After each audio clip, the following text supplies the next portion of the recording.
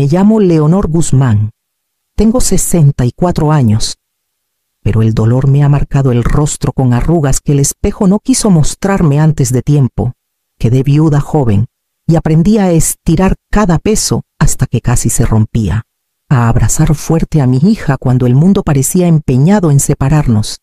Isabel era mi razón para seguir respirando en esas noches largas y vacías. Por eso, subir los escalones de mármol de la casa de los suegros de mi hija en San Miguel de Allende me pesó más de lo que debería. La mansión de los Torres se alzaba imponente, con columnas blancas brillando bajo la luz de los faroles. El tipo de casa donde la historia se pega a las paredes y cada cuarto parece susurrarte que no perteneces. Adentro, la mesa del comedor parecía no acabar nunca.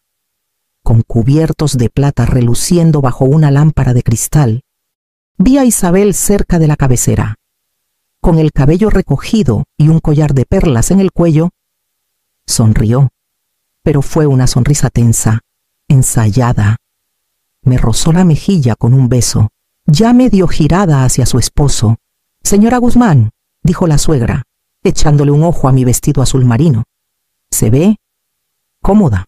Risitas suaves recorrieron la mesa. Ligeras pero calculadas, me senté al final, donde un solo plato me esperaba como si fuera una ocurrencia tardía. El codorniz asado humeaba. El tintineo de las copas llenaba el silencio que yo no quise romper. «San Miguel debe parecerte un pueblo chico después de esto», comentó el suegro, alzando su copa de vino. «Supongo que hay quienes encuentran su lugar en una vida más sencilla». El pecho me ardía, pero mantuve la voz firme. Años de tragarme el orgullo me habían enseñado a sobrevivir en lugares como este. Aún así, sentí el aire cambiar, como se siente una tormenta antes de la primera gota. Y fue Isabel quien traería la tormenta. La cena empezó en un silencio tenso, roto solo por el roce educado de los cubiertos.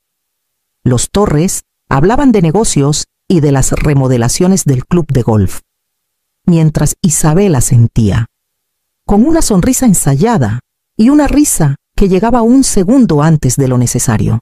Intenté concentrarme en el codorniz que se enfriaba en mi plato, pero cada palabra parecía elegida para recordarme que no encajaba. «Isabel», dijo la suegra con tono meloso, ajustándole el collar de perlas, «¿has subido tan bonito de tus orígenes?» Sentí un nudo en el pecho. Isabel bajó la mirada. Con las mejillas encendidas, me miró un instante y luego apartó los ojos. «Deberías estar agradecida», añadió el suegro, con la voz cargada de satisfacción. «No cualquiera tiene la suerte de casarse con una familia como la nuestra». Tragué con fuerza, el sabor amargo más fuerte que el vino. Durante años imaginé una noche como esta, Isabel radiante, sentada en su propia mesa, pero no así. No con mi presencia tratada como una mancha. Entonces llegó el momento. El esposo de Isabel se acercó a ella, susurrándole algo que no alcancé a escuchar. Los hombros de mi hija se tensaron y me miró con ojos encendidos por una furia que reconocí, pero no pude nombrar.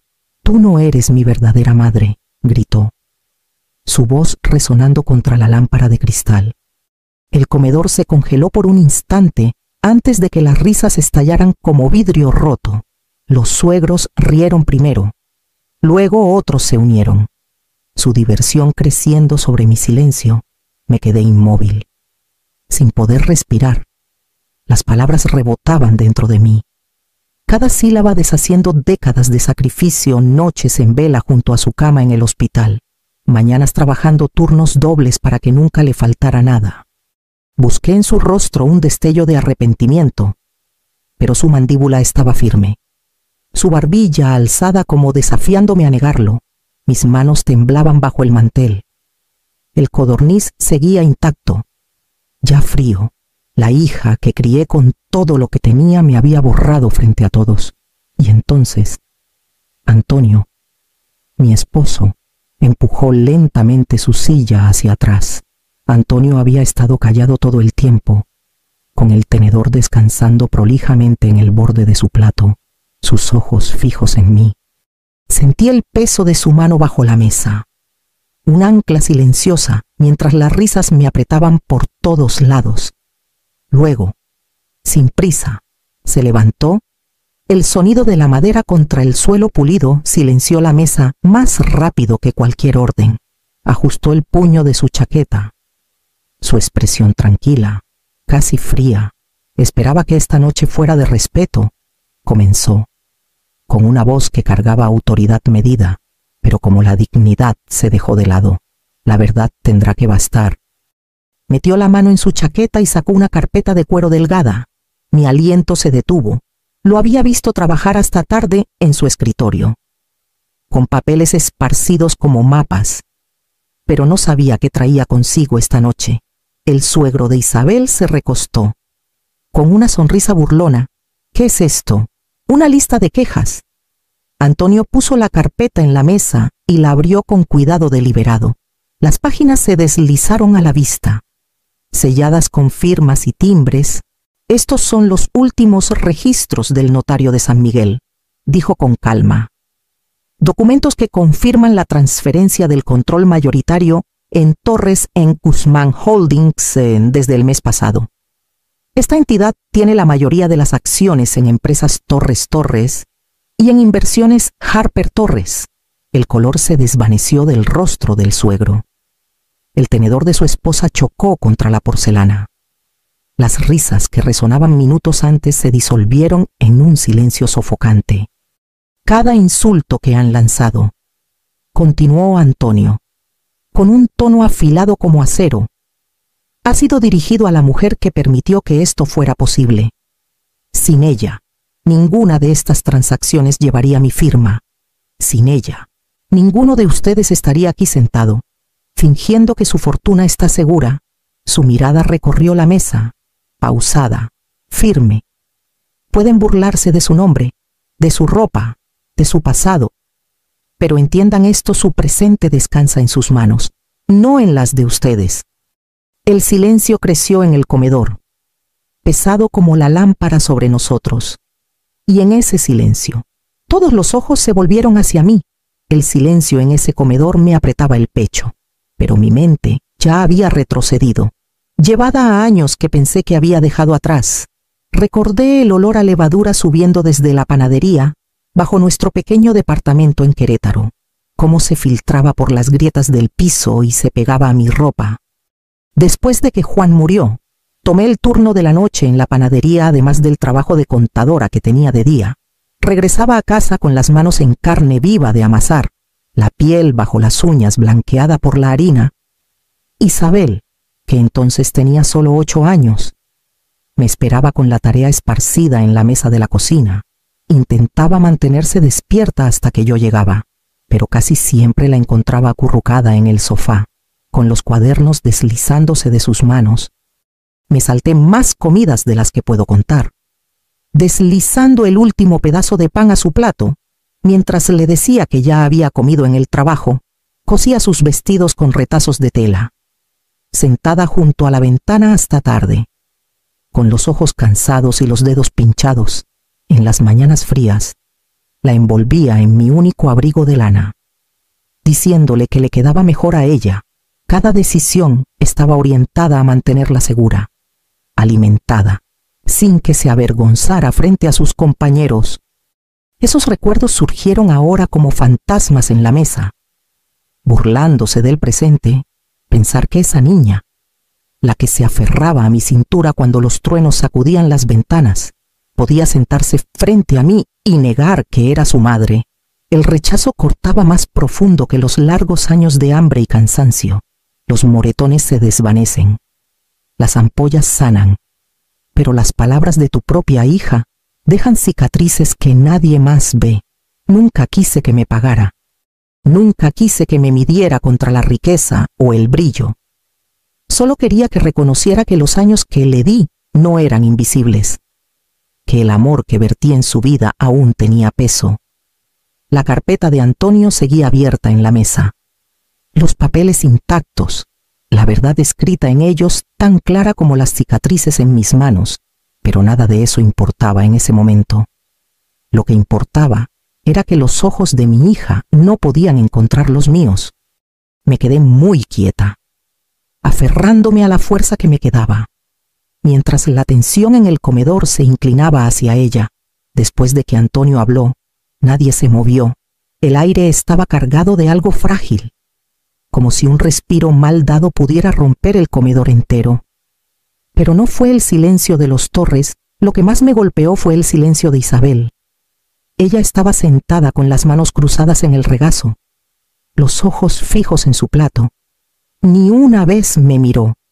La hija que corría por los parques gritándome que la viera, que me rogaba que le trenzara el cabello antes de cada foto escolar. Ahora estaba como si no tuviera ningún lazo conmigo. La suegra carraspeó. Isabel, dijo con suavidad, aunque el filo bajo la palabra era cortante, no tienes que responder por todo este desastre. No es tu carga. Isabel asintió, solo un leve movimiento de barbilla, pero fue suficiente. Me dijo dónde estaba parada, a quién elegía. El ardor de los insultos no era nada comparado con ese pequeño gesto. Me había preparado para las burlas, las risas, incluso para una hostilidad abierta. Para lo que no estaba preparada era para que mi hija eligiera el silencio en lugar de a mí. Sentí la mano de Antonio rozar la mía bajo la mesa, firme, recordándome que no estaba sola. Su voz, baja pero segura, rompió la tensión. Leonor no tiene nada que probar aquí. La única vergüenza en este cuarto viene de quienes confunden la crueldad con elegancia, pero sus palabras, aunque ciertas, no podían suavizar el dolor en mi pecho. Miré a Isabel, buscando la más mínima señal de reconocimiento, algo que me dijera que aún recordaba quién era yo para ella. No llegó nada. Cuando la cena terminó, me levanté en silencio, recogiendo la poca dignidad que podía. Antonio me guió hacia la puerta, con su mano cálida en mi espalda. Al salir a la fresca noche de San Miguel, se acercó. No dejes que te definan, susurró. Viven de humillar. Tú eres más fuerte que eso. Quise creerle, pero el eco del silencio de Isabel me siguió en la noche, más fuerte que cualquier risa, y para la mañana. El silencio ya no sería suficiente, porque Antonio tenía su propia verdad que compartir. A la mañana siguiente de esa cena, estaba sentada en la mesa de la cocina de nuestra casa en Guanajuato. Mirando una taza de café que se había enfriado, Antonio caminaba de un lado a otro, con la mandíbula apretada, una carpeta en la mano. La había llevado desde la noche anterior, como si pesara más que solo papel. No quería decírtelo así, dijo finalmente, deteniéndose frente a mí. Pero después de lo que pasó, de cómo hicieron que Isabel se volviera contra ti, mereces saber por qué te he estado investigando. Levanté la mirada. Su expresión era firme, pero detrás había un destello de algo parecido al arrepentimiento. Deslizó la carpeta por la mesa. Mis manos temblaron al abrirla. Sellos, firmas, registros del hospital con la fecha de nacimiento de Isabel. Luego, una línea que me cortó el aliento, adoptada colocación finalizada a los 6 meses. Sentí que la habitación se inclinaba. La silla bajo mí de pronto inestable. Recorrí las palabras como si tocarlas pudiera borrarlas.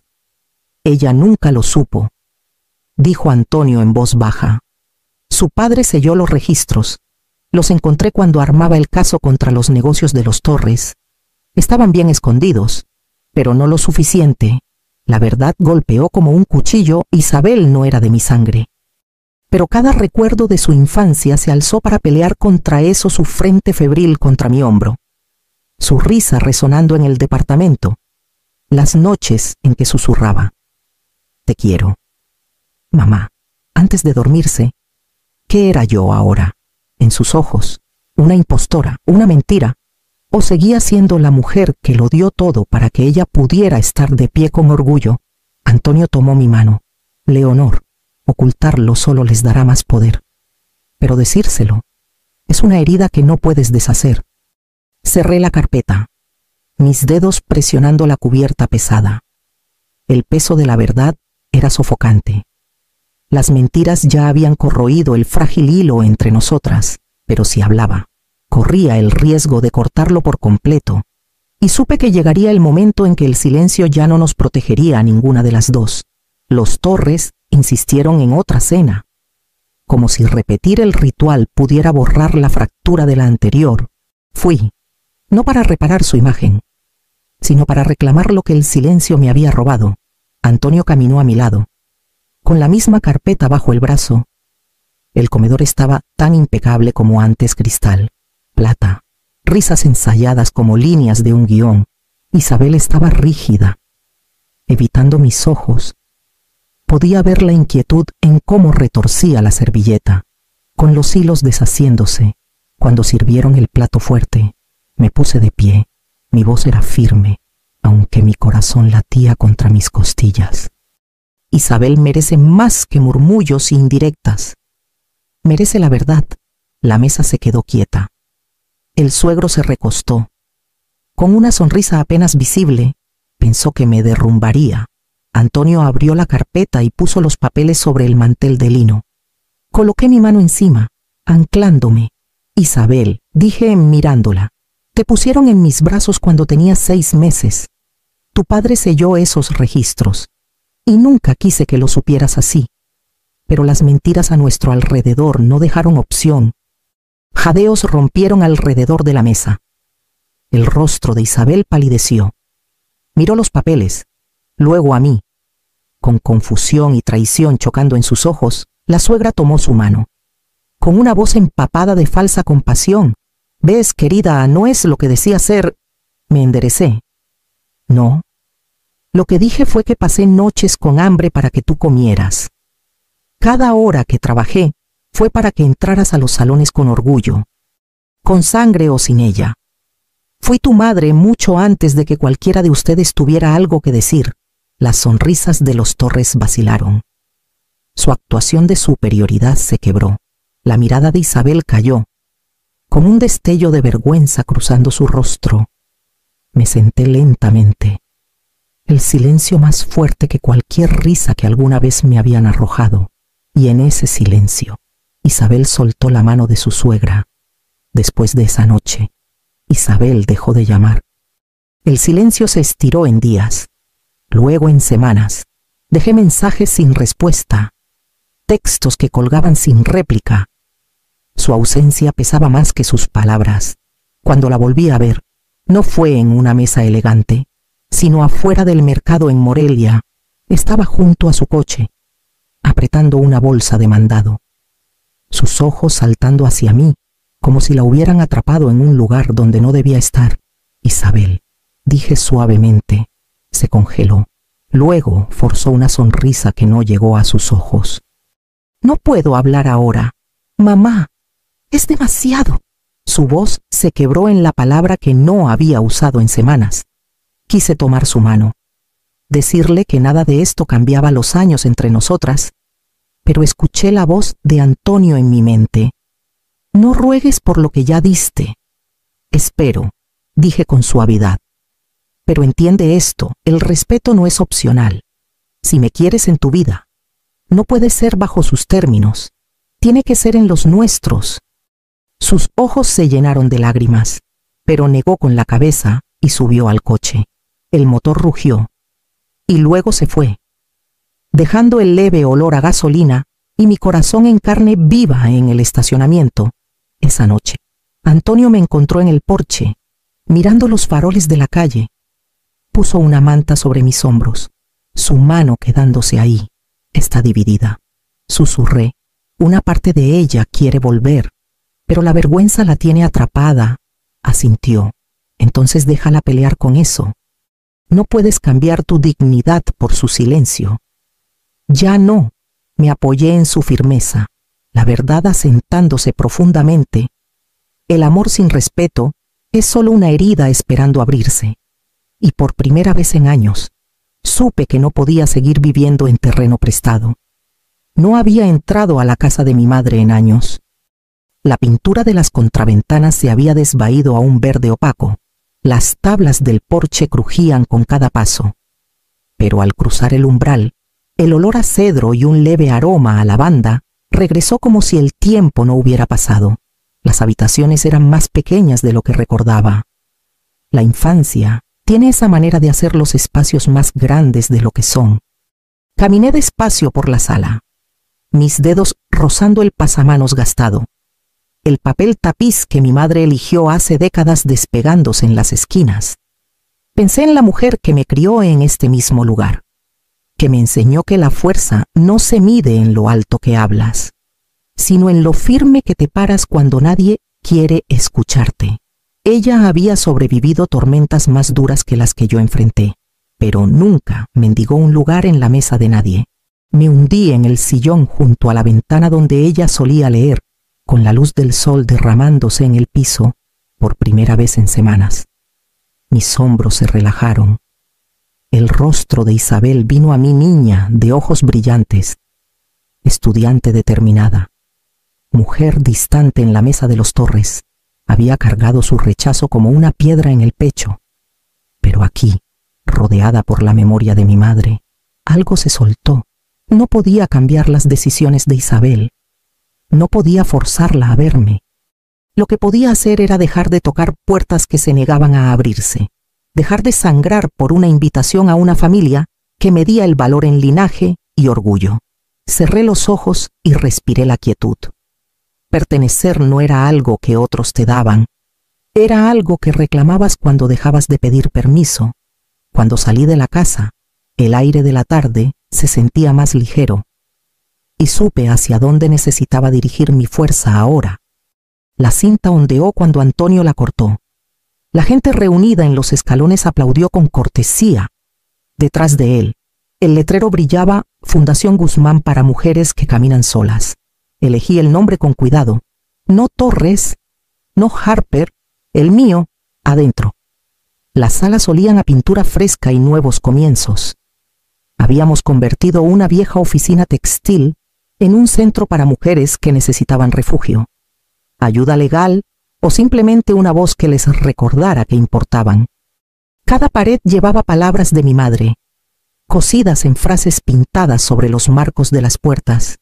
Estaba hablando con una voluntaria cuando la vi. Isabel estaba en la entrada, retorciendo la correa de su bolso, con los ojos enrojecidos por un momento. Ninguna se movió. Luego caminó hacia mí. Con la voz baja: «Me equivoqué, mamá», dijo, con la garganta atrapada en la palabra. «Dejé que me pusieran contra ti. Estoy tan avergonzada». Quise abrazarla, fingir que nada se había roto, pero el silencio entre nosotras estaba demasiado fresco. Las heridas aún sensibles. Estabilicé mi voz. «Si quieres estar en mi vida, Isabel, tiene que ser con respeto. No más silencio cuando me humillan. No más darme la espalda cuando te di todo lo que pude. El amor sin respeto es vacío». Ella asintió, con lágrimas cayendo. Y por primera vez en meses vi a la niña que crié, no a la mujer moldeada por otros.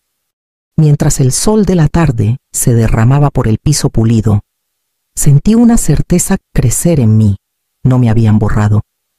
Mi maternidad nunca fue un título que pudieran quitarme. Estaba tallada en sacrificios, en cicatrices, en un amor que no necesitaba sangre para ser real.